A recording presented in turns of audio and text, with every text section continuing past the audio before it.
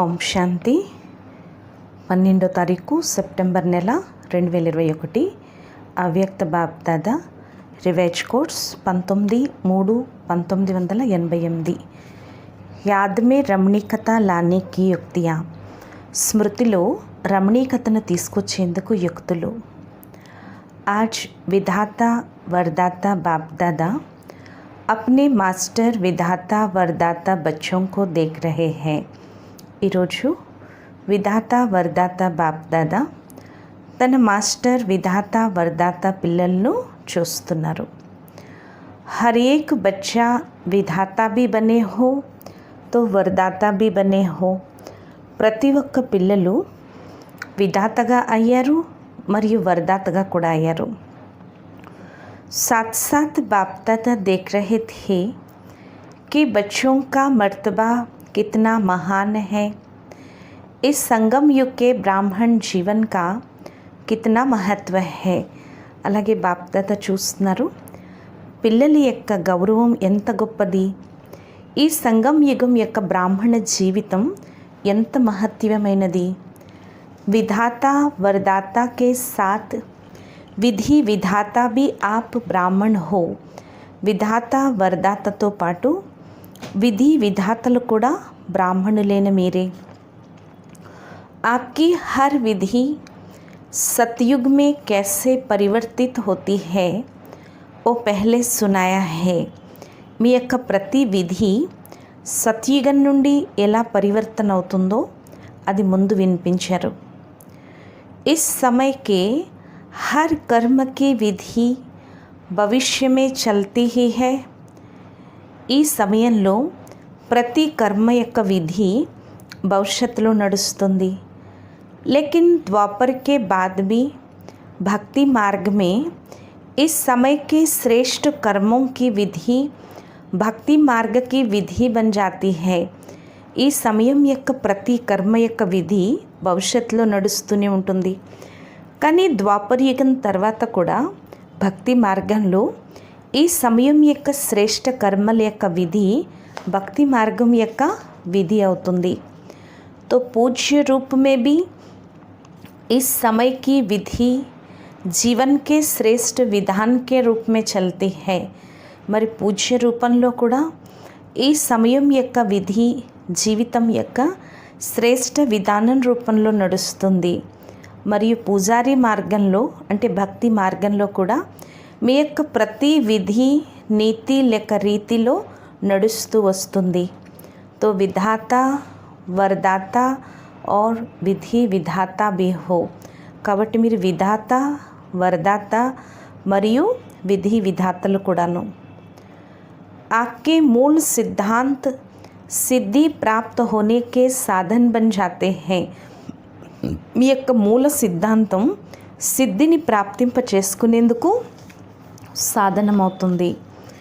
జైసే మూల సిద్ధాంత్ బాప్ ఏక్ హై. ఎలాగైతే మూల సిద్ధాంతం బాబా ఒక్కరే. ధర్మాత్మాయే మహానాత్మాయే అనేక హై లేకిన్ పరమాత్మ ఏక్ హై. ధర్మాత్మలు మహానాత్మలు అనేక మంది ఉన్నారు కానీ పరమాత్మ ఒక్కరే. इसी मूल सिद्धांत द्वारा आधा कल्प आप श्रेष्ठ आत्माओं को एक बाप के द्वारा प्राप्त हुआ वर्षा सिद्धि के रूप में प्राप्त होता है. ఈ మూల సిద్ధాంతం ద్వారా అర్ధకల్పం శ్రేష్టాత్మలైన మీరు ఒక్క బాబా ద్వారా లభించిన వారసత్వాన్ని సిద్ధి రూపంలో మీకు ప్రాప్తమవుతుంది. ప్రాలబ్ధ మిల్నా అర్థాత్ సిద్ధి స్వరూప్ బన్ననా. ప్రాలబ్ధం లభించటము అంటే సిద్ధి స్వరూపులు కావటం. క్యూంకి ఏక్ బాప్ హై బాకీ మహానాత్మాయే వ ధర్మాత్మాయే హై. బాప్ నహీ హై భాయి భాయి హై. బాబా చెప్తున్నారు ఎందుకంటే తండ్రి ఒక్కరే, మిగిలిన వారంతా మహానాత్మలు లేక ధర్మాత్మలు. వారైతే తండ్రి కారు, సోదరులు. वर्षा बाप से मिलता है भाई से नहीं मिलता. వారసత్వం తండ్రి నుంచి లభిస్తుంది కానీ సోదరుడి నుంచి లభించదు. तो इसी मूल सिद्धांत द्वारा आधा कल्प आपको सिद्धि प्राप्त होती है। ఈ యొక్క మూల సిద్ధాంతం ద్వారా అర్ధకల్పం మీకు సిద్ధి లభిస్తుంది। और भक्ति में भी गॉड इज वन, यही सिद्धांत सिद्धि प्राप्त करने का ఆధార్ बनता है। మరియు భక్తిలో కూడా భగవంతుడొక్కడే అనే సిద్ధాంతం, ఇదే సిద్ధాంతం సిద్ధిని పొందేందుకు ఆధారమవుతుంది। भक्ति का आधार भी एक बाप के शिवलिंग के रूप से आरंभ होता है। భక్తి యొక్క ఆది ఆధారం కూడా ఒక్క బాబాకి శివలింగం రూపంలో పూజ ప్రారంభమవుతుంది। దీన్నే అవ్యభిచారి భక్తి అని అంటారు। तो भक्ति मार्ग में भी इसी एक सिद्धांत द्वारा ही सिद्धि प्राप्त होती है कि बाप एक है। మరి భక్తి మార్గంలో కూడా ఇది ఒక సిద్ధాంతం ద్వారా సిద్ధి లభిస్తుంది, తండ్రి ఒక్కరే అని। ऐसे जो भी आपके मूल सिद्धांत है उस एक एक सिद्धांत द्वारा सिद्धि प्राप्त होती रहती है। అలాగే మీ యొక్క మూల సిద్ధాంతం, ఆ ఒక్కొక్క సిద్ధాంతం ద్వారా సిద్ధి లభిస్తూ ఉంటుంది। जैसे इस जीवन का मूल सिद्धांत पवित्रता है, ఎలాగైతే ఈ జీవితం యొక్క మూల సిద్ధాంతం పవిత్రత। इस पवित्रता के सिद्धांत द्वारा आप आत्माओं को भविष्य में सिद्धि स्वरूप के रूप में लाइट का ताज सदा ही प्राप्त है, जिसका यादगार रूप डबल ताज दिखाते हैं। అలాగే పవిత్రత యొక్క సిద్ధాంతం ద్వారా ఆత్మలేని మీకు భవిష్యత్తులో సిద్ధి స్వరూపం రూపంలో లైట్ యొక్క కిరీటం సదా లభిస్తుంది। దీని యొక్క స్మృతి చిహ్నం యొక్క రూపం డబల్ కిరీటధారిగా దేవతల్ని చూపిస్తారు। और भक्ति में भी जब भी यथार्थ और दिल से भक्ति करेंगे तो पवित्रता के सिद्धांत को मूल आधार समझेंगे। మరి భక్తిలో కూడా ఎప్పుడైతే యథార్థంగా హృదయపూర్వకంగా భక్తి చేస్తారో పవిత్రత యొక్క సిద్ధాంతాన్ని మూల ఆధారంగా భావిస్తారు, అనుకుంటారు। सिवाय पवित्रता के भक्ति की सिद्धि प्राप्त नहीं हो सकती है। కేవలం భక్తి పవిత్రతకి తప్పించి పవిత్రత లేకుండా భక్తి యొక్క సిద్ధి ప్రాప్తించదు అని। चाहे अल्पकाल के लिए जितना समय भक्ति करते हैं उतना समय ही पवित्रता को अपनाए। భలే అల్పకాలికంగా ఎంత సమయం భక్తి చేసినా ఆ సమయంలో పవిత్రతని పాటిస్తారు। लेकिन पवित्रता ही सिद्धि का साधन है, इस सिद्धांत को अपनाते अवश्य है। కానీ పవిత్రతయే సిద్ధికి సాధనం, ఈ సిద్ధాంతాన్ని తప్పకుండా పాటిస్తారు। इसी प्रकार हर एक ज्ञान का सिद्धांत व धारणा का मूल सिद्धांत बुद्धि से सोचो कि हर एक सिद्धांत सिद्धि का साधन कैसे बनता है। ఈ విధంగా ప్రతి ఒక్క జ్ఞానం యొక్క సిద్ధాంతం లేక ధారణ యొక్క మూల సిద్ధాంతం బుద్ధితో ఆలోచించండి। ప్రతి ఒక్క సిద్ధాంతం సిద్ధికి సాధనం ఎలా అవుతుంది। ఏ మనన్ కర్నే కా కామ్ దే రహే హే, ఇలా మనన చింతన చేసే పని ఇస్తున్నారు। జైసే దృష్టాంత సునాయా ఇసీ ప్రకార్ సే సోచ్నా, ఎలాగైతే బాబా ఉదాహరణ వినిపించారు ఈ విధంగా ఆలోచించండి। तो आप विधि विधाता भी बनते हो, सिद्धि दाता भी बनते हो। इसलिए आज तक भी जिन भक्तों को जो जो सिद्धि चाहते हैं वो भिन्न भिन्न देवताओं द्वारा भिन्न भिन्न सिद्धि प्राप्त करने के लिए उन्हीं देवता की पूजा करते हैं। మరి విధి విధాతగా అవుతున్నారు, సిద్ధిదాతగా కూడా అవుతున్నారు। అందువల్ల ఈరోజు వరకు కూడా ఏ భక్తులకు ఏ ఏ సిద్ధి కావాలో ఆ రకరకాల దేవతల ద్వారా రకరకాల సిద్ధులను ప్రాప్తించుకునేందుకు ఆ దేవతల్ని పూజిస్తారు। तो सिद्धिदाता बाप द्वारा आप भी सिद्धिदाता बनते हो। మరి సిద్ధిదాత బాబా ద్వారా మీరు సిద్ధిదాతలుగా అవుతున్నారు. ऐसा अपने को समझते हो ना, ఇలా స్వయాన్ని భావిస్తున్నారా? जिनको स्वयं सर्व సిద్ధియా ప్రాప్త है, ఎవరికైతే స్వయం సర్వ సిద్ధులు లభించాయో వారే ఇతరులకు కూడా సిద్ధిని ప్రాప్తింప చేయటానికి నిమిత్తమవుతారు.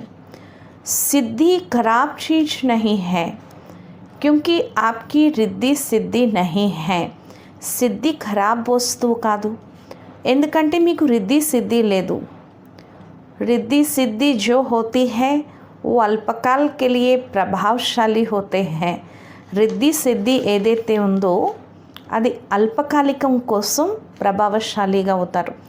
అంటే అల్పకాలిక మహిమల్ని రిద్ధి సిద్ధి అంటారు. लेकिन आपकी యథార్థ విధి ద్వారా సిద్ధి है, కానీ మీదైతే యథార్థ విధి ద్వారా మీకు సిద్ధి లభిస్తుంది. ईश्वरीय विधि द्वारा जो सिद्धि प्राप्त होती है वो सिद्धि भी ईश्वरीय सिद्धि है. ఈశ్వరీయ విధి ద్వారా మీకు ఏదైతే సిద్ధి లభిస్తుందో ఆ సిద్ధి కూడా ఈశ్వరీయ సిద్ధియే. जैसे ईश्वर अविनाशी है तो ईश्वरीय विधि और सिद्धि भी अविनाशी है.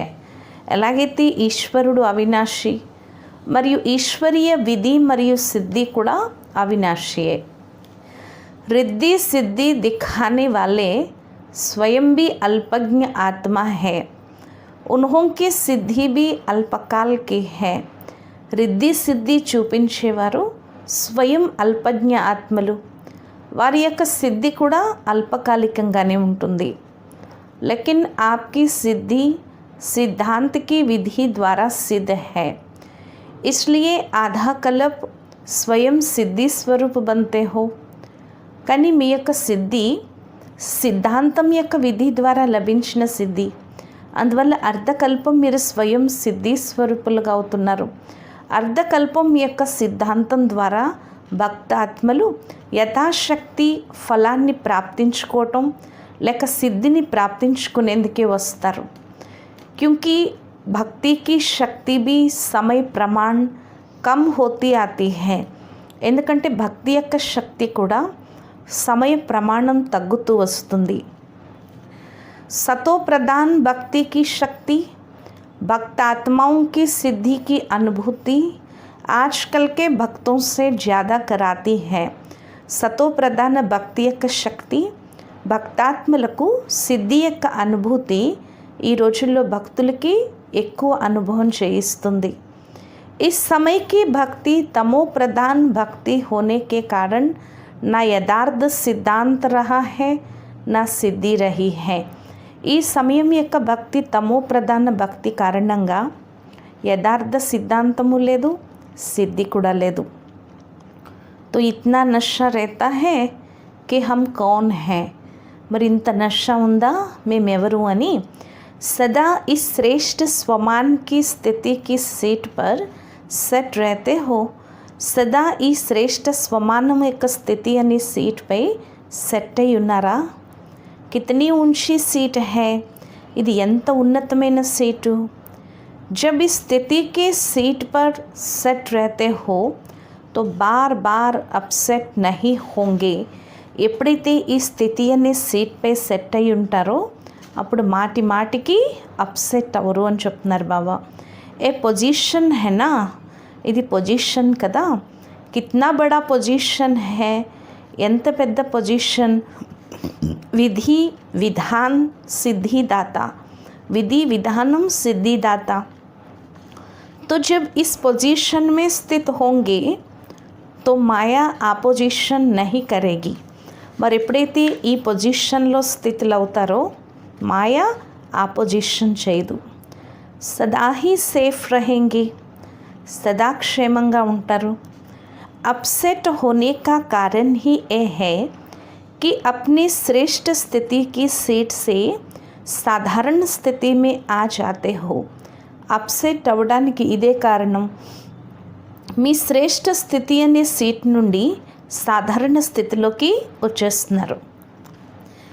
याद में रहना व सेवा करना एक साधारण दिनचर्या बन जाती है. స్మృతిలో ఉండటం లేక సేవ చేయటం ఒక సాధారణ దినచర్య అవుతుంది. लेकिन याद में भी बैठते हो तो अपने कोई ना कोई श्रेष्ठ स्वमान की सीट पर बैठो. కానీ స్మృతిలో కూర్చున్నప్పుడు ఏదో ఒక శ్రేష్ఠ స్వమానం అనే सीट पे కూర్చోండి. सिर्फ ऐसे नहीं कि याद के स्थान पर, चाहे योग के कमरे में, चाहे बाबा के कमरे में बेड से उठकर बैठ गए, वह सारे दिन में जाकर बैठ गए, लेकिन जैसे शरीर को योग्य स्थान देते हो वैसे पहले बुद्धि को स्थिति का स्थान दो.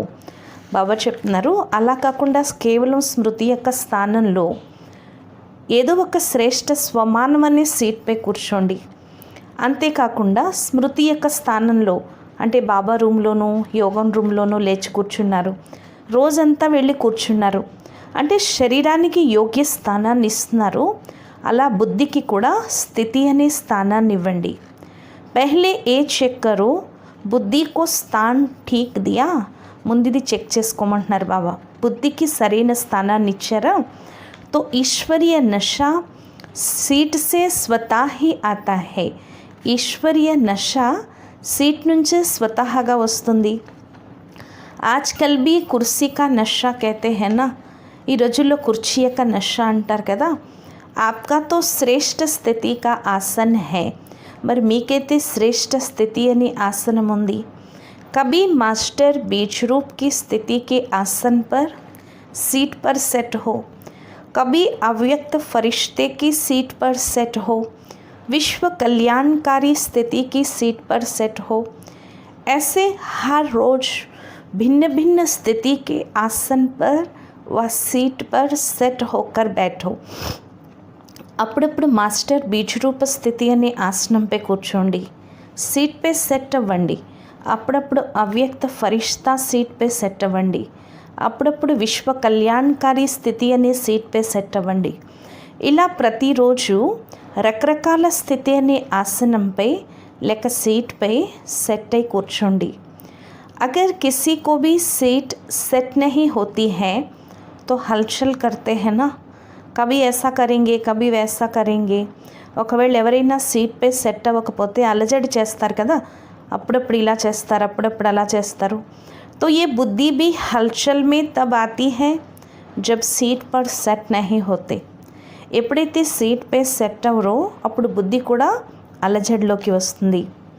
जानते तो सब है कि हम ఏ है. తెలియటమైతే అందరికీ తెలుసు మేము ఇలా ఇలా అవుతాము అని.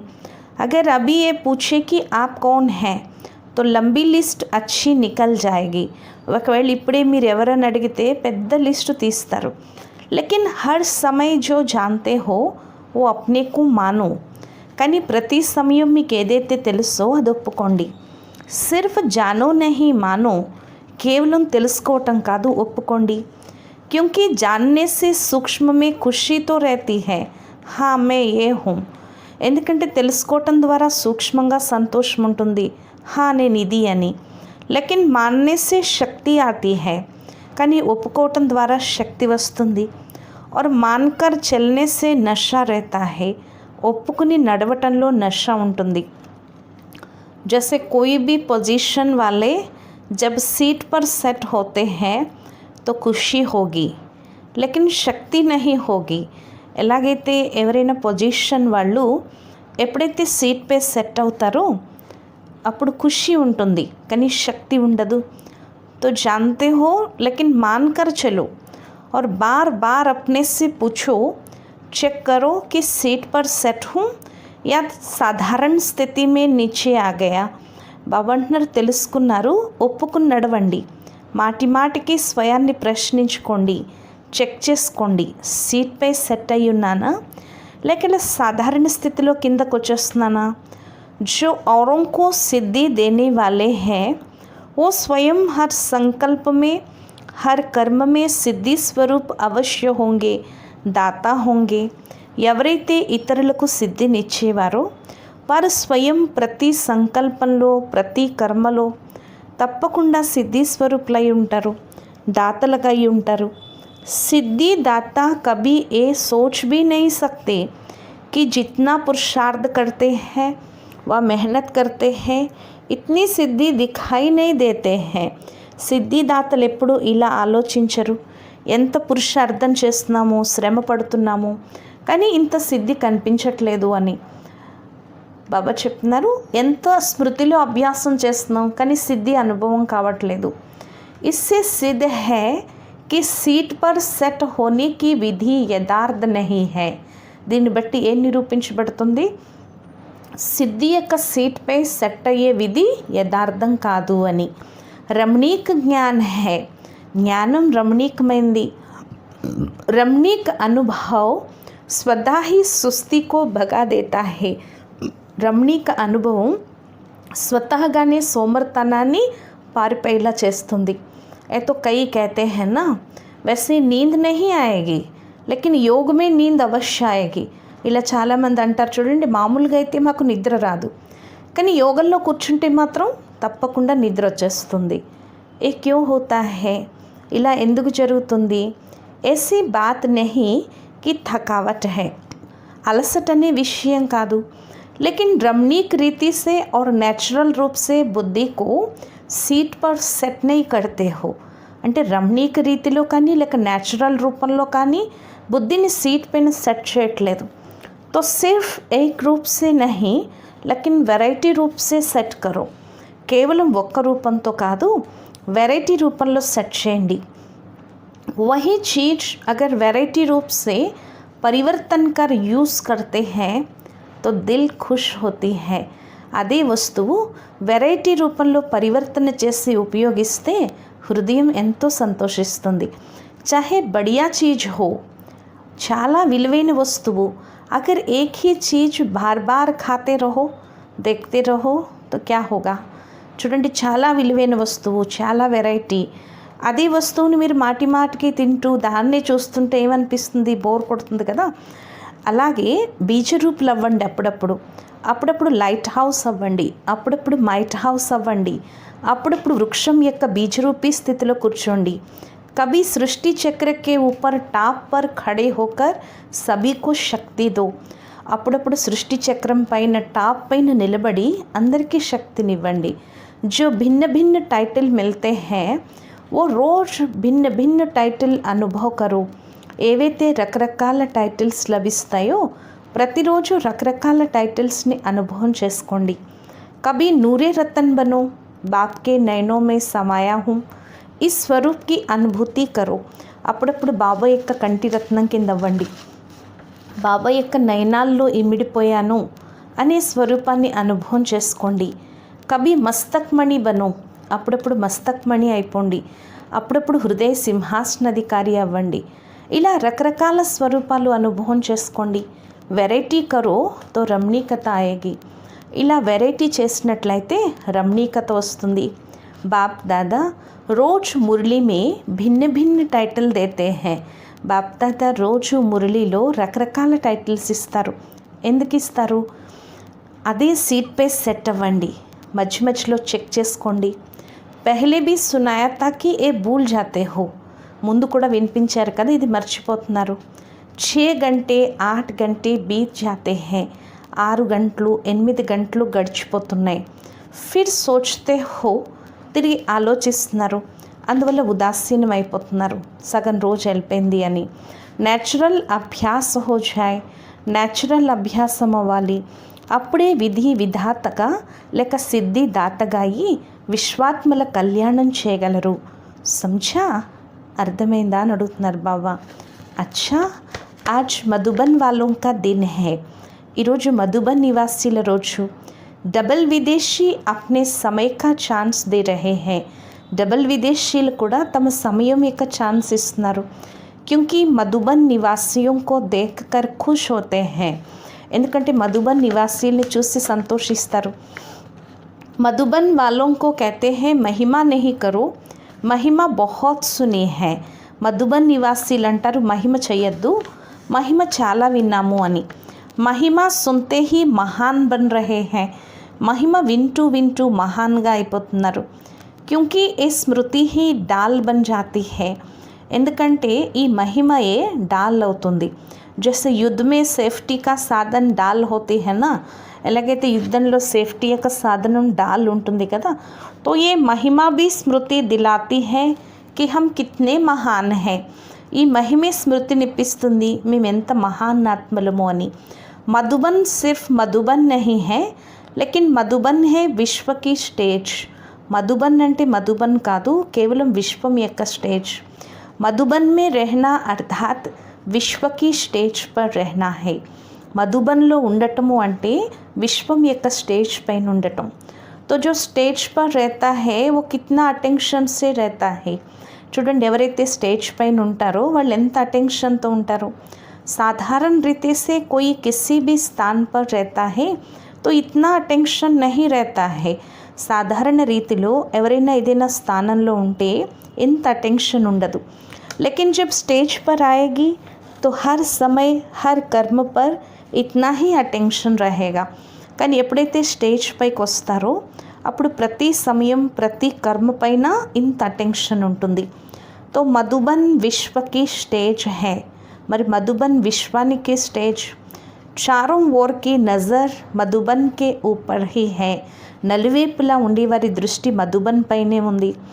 वैसे भी सबका अटेंशन स्टेज की तरफ जाता है ना. మామూలుగా కూడా అందరి అటెన్షన్ స్టేజ్ పైకి వెళ్తుంది కదా. तो मधुबन निवासी सदा विश्व की स्टेज पर स्थित है. మరి మధుబన్ నివాసీలు సదా విశ్వం యొక్క స్టేజ్ పై స్థితులై ఉన్నారు. साथ साथ मधुबन एक विचित्र गुंबज है और गुंबज जो होते हैं उसका आवाज़ अपने तक आता है. అలాగే మధుబన్ ఒక విచిత్రమైన గుంబజం లాంటిది. గుంబజ్లో ఉన్న చూడండి దాని యొక్క ధ్వని ఆటోమేటికల్గా వస్తుంది. మధుబన్ ऐसा विचित्र गुंबज है जो मधुबन का जरा सा आवाज़ विश्व तक चला आता है. మరి మధుబన్ యొక్క ధ్వని విశ్వం వరకు వెళ్తుంది. जैसे आजकल के पुराने ज़माने के कई स्थान निशान मात्र है, जो एक दीवार को अगर ऐसे हाथ लगाएंगे वो आवाज़ करेंगे तो 10 दीवारों तक वो आवाज़ आएगा. చూడండి, ఈ రోజుల్లో పాతకాలం నాటి స్థానాలు కొన్ని గుర్తులు ఉన్నాయి. ఒక గోడ దగ్గరికి వెళ్ళి ఇలా చెయ్యి వేసి అరిస్తే 10 గోడల వరకు ఆ ధ్వని చేరుకుంటుంది. जैसे दीवार को कोई हिला रहा है అంటే గోడను ఎవరో కదుపుతున్నట్లు ఊపుతున్నట్లు అలా ధ్వని వస్తున్నట్లు అనిపిస్తుంది. అలాగే మధుబన్ కూడా అటువంటి విచిత్ర స్థానం అంటున్నారు బాబా. కేవలం మధుబన్ వరకు కాదు, నలువైపులా ఈ ధ్వని చేరుతుంది. ऐसा फैलता है जो मधुबन में रहने वालों को पता भी नहीं होगा. ఎలా చేరుతుందంటే మధుబన్లో ఉండే వాళ్ళకి ఏమీ తెలీదు. లేకిన్ విచిత్రత హైనా, కానీ విచిత్రత కదా, అందుకే బయట వరకు చేరుకుంటుంది. इसलिए ऐसा नहीं समझो कि यहाँ देखा या यहाँ बोला, लेकिन विश्व तक आवाज़ हवा की रफ्तार से पहुँच जाता है. కేవలం ఇలా అనుకోకండి ఇక్కడ చూసాము ఇక్కడ మాట్లాడాము అని, కానీ విశ్వం వరకు ధ్వని గాలి ద్వారా చేరుకుంటుంది. क्योंकि सबकी नज़रों में बुद्धि में सदा मधुबन और मधुबन का बाप दादा ही रहता है. ఎందుకంటే అందరి దృష్టిలో బుద్ధిలో సదా మధుబన్ మరియు మధుబన్ యొక్క బాప్ దాదా ही ఉంటారు. तो जब मधुबन का बाप नज़रों में रहता है तो मधुबन भी आएगा ना. మరి ఎప్పుడైతే మధుబన్ యొక్క బాబా దృష్టిలో ఉంటారో మరి మధుబన్ కూడా ఉంటుంది కదా. మధుబన్ కా బాబా है तो मधुबन तो याद आएगा ना. तो मधुबन में सिर्फ बाबा तो नहीं है, बच्चे भी हैं. మధుబన్లో బాబా మరియు మధుబన్ రెండు ఉన్నాయి కదా.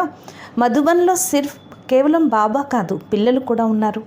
మధుబన్ నివాసి అంటే అందరి దృష్టిలోకి వస్తారు. ఏ బ్రాహ్మణుల్ని అడగండి, ఎంత దూరం వెళ్ళినా ఏమి జ్ఞాపకం ఉంటుంది? మధుబన్ और మధుబన్ కా బాబా. మధుబన్ మరియు మధుబన్ యొక్క బాబా. ఇంత మహత్యం ఉంది మధుబన్ నివాసులకి. అర్థమైందా? अच्छा, चारों ओर के सर्व सेवा के उमंग उत्साह में रहने वाले सदा एक बाप के स्नेह में समाये हुए నలువైపులా ఉండే సర్వ సేవ యొక్క ఉమంగ ఉత్సాహాల్లో ఉండేవారికి, సదా ఒక్క బాబా యొక్క స్నేహంలో ఇమిడిపోయేవారికి, సదా ప్రతి కర్మలో శ్రేష్ఠ విధి ద్వారా సిద్ధిని అనుభవం చేసుకునేవారికి, సదా స్వయాన్ని విశ్వ కళ్యాణకారిగా అనుభవం చేసుకుని ప్రతి సంకల్పంతో మాటతో శ్రేష్ఠ కళ్యాణ భావన శ్రేష్ట కామనతో సేవలో బిజీగా ఉండేవారికి ఇటువంటి బాప్ సమాన్ సదా అలసట లేని సేవాధారి పిల్లలకు బాప్ దాదాల యొక్క ప్రియ స్మృతులు మరియు నమస్తే. మధురాతి మధురమైన ఆత్మిక తండ్రికి ఆత్మిక పిల్లల యొక్క ప్రియ స్మృతులు. గుడ్ మార్నింగ్ మరియు నమస్తే నమస్తే నమస్తే. పర్సనల్ ములాకాత్, పర్సనల్ మిలనం. ఫస్ట్ పాయింట్, स्वयं को कर्मयोगी శ్రేష్టాత్మ అనుభవ కర్తే హో. స్వయాన్ని కర్మయోగి శ్రేష్టాత్మగా అనుభవం చేసుకుంటున్నారా? कर्मयोगी आत्मा सदा कर्म का प्रत्यक्ष फल स्वतः ही अनुभव करती है. कर्मयोगी ఆత్మ సదా కర్మ యొక్క ప్రత్యక్ష ఫలాన్ని స్వతహాగానే అనుభవం చేసుకుంటుంది. ప్రత్యక్ష ఫల్ ఖుషి और శక్తి. ప్రత్యక్ష ఫలము అంటే ఖుషి మరియు శక్తి. కర్మయోగి ఆత్మ అంటే ప్రత్యక్ష ఫలం, ఖుషి మరియు శక్తిని అనుభవం చేసుకుంటుంది. బాప్ సదా బచ్చోं को ప్రత్యక్ష ఫల్ ప్రాప్త్ कराने वाले हैं. బాబా సదా పిల్లలకు ప్రత్యక్ష ఫలాన్ని ఇచ్చేవారు. అభి అభి కర్మ కియా, కర్మ కర్తే ఖుషి और శక్తి కా అనుభవ్ కియా. ఇప్పుడిప్పుడే కర్మ చేశారు, కర్మ చేస్తూ ఖుషి మరియు శక్తిని అనుభవం చేసుకున్నారు. तो ऐसी कर्मयोगी आत्मा हूँ. ఇటువంటి కర్మయోగి ఆత్మను ఇదే స్మృతితో ముందుకు వెళ్తూ ఉండండి. 2, బేహద్ की सेवा करने से बेहद की खुशी का स्वतः ही अनुभव होता है ना. బేహద్ సేవ చేయటం ద్వారా బేహద్ ఖుషి స్వతహాగానే అనుభవం అవుతుంది కదా. బేహద్ బాబా బేహద్కి అధికారిగా తయారు చేస్తున్నారు. బేహద్ సేవ యొక్క ఫలం బేహద్ రాజ్య భాగ్యం స్వతహాగానే ప్రాప్తమవుతుంది.